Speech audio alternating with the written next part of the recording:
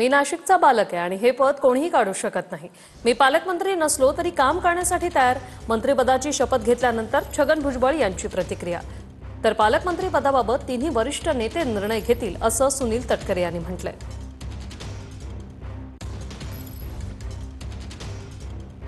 कारण मी सांगितलं पालकमंत्र्याचे बोर्ड लागले, मी सांगितलं हे वादविवाद वाढवण्याचं काही कारण नाही।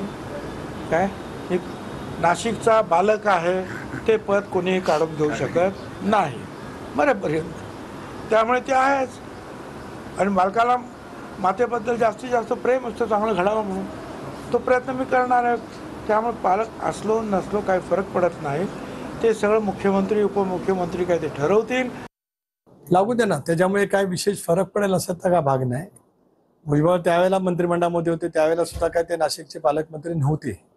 मुख्यमंत्री दोन्ही मुख्यमंत्री त्या संदर्भातला निर्णय घेतील, कार्यकर्त्यांच्या भावना असतील, पण निर्णय शेवटी तीन नेते घेतील, देवेंद्रजी, एकनाथराव आणि अजितदादा।